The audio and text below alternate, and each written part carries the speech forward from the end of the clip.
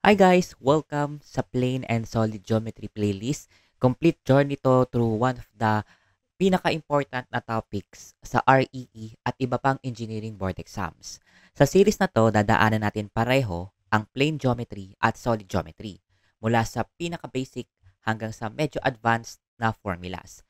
Lahat explained step by step, malinaw at may visuals. So, ganito yung magiging flow ng bawat video.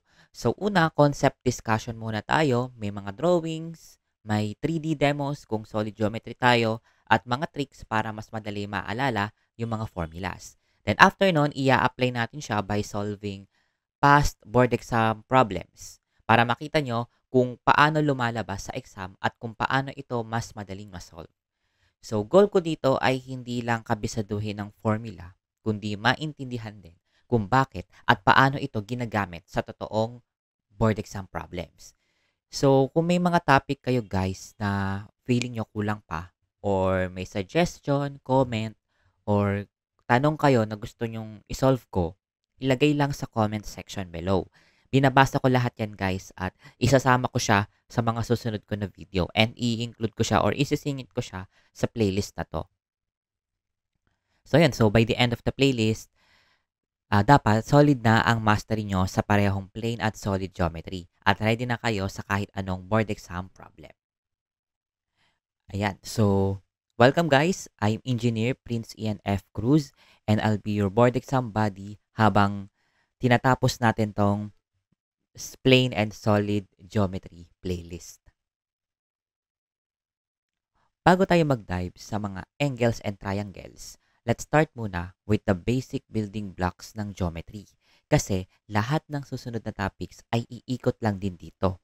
Yung points, lines, and segments. Una sa lahat ay yung point. Ito na siguro yung pinaka-basic sa lahat ng bagay sa geometry. Pag sinabi nating point, isa siyang exact location in space. Wala siyang length, width, or thickness. Isipin mo na lang para siyang isang tuldok na may pangalan. Yan. So, usually represented by a capital letter like point A or point B. So, sabihin natin this is point A. Tapos meron pa tayong isa dito. Sabihin natin this is point B. Ayan. Yan ang point. Ngayon, paano kung meron tayong dalawang point, then nag-drawing tayo ng straight path. Straight path na nagko-connect ng dalawang points na yan. So, sabihin natin eto. Meron siyang start at meron siyang end. So, fixed length siya. So, ibig sabihin, meron siyang haba. Yan. Meron siyang sukat. So, kunwari, from point A to point B, ang tawag dyan ay segment AB. Yan. So, ang tawag dyan ay line segment. Yan. So, straight path na nagko-connect ng dalawang points na meron siyang start at may end at meron siyang length. Yan. So, ang tawag natin dito, line segment. Yan. Imagine, hindi natapos sa A and B. Parang in-extend mo pa siya in both directions ng infinite. So, halimbawa, in-extend mo pa yan hanggang dito, hanggang dyan sa dulo, hanggang infinity.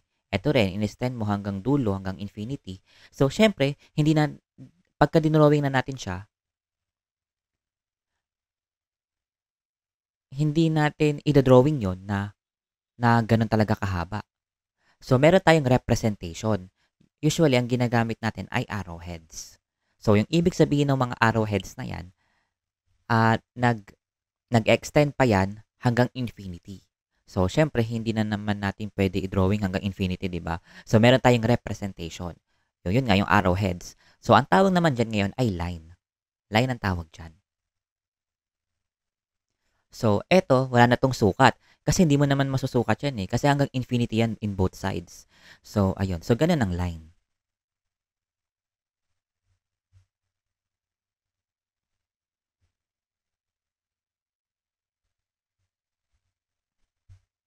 Ayan. At kung meron pa tayong isang something in between, meron tayong tinatawag na ray. So, para siyang kalahati ng line. So, ano ibig sabihin nun? So, drawing ulit natin yung line pala. Ayan. So, halimbawa, hinati mo siya. Yan. Ganyan na lang siya. Meron siyang endpoint, tapos yung isang side, continuous pa rin siya nag-extend hanggang infinity. Ang tawag dyan ay ray. Yan. So, kalahati lang siya ng line. Hindi siya kagaya ni line na both sides nag-extend infinity. Dito, one side lang siya. One side lang. Yan. So, yun lang guys. Yun ang differentiation between point, line segment, line, and ray. So, sana meron kayo natutunan. Don't forget to like and subscribe guys and mag-comment ng mga additional topics or problems na gusto nyong isolve ko sa mga future videos. So, yun lang guys. See you on the next video.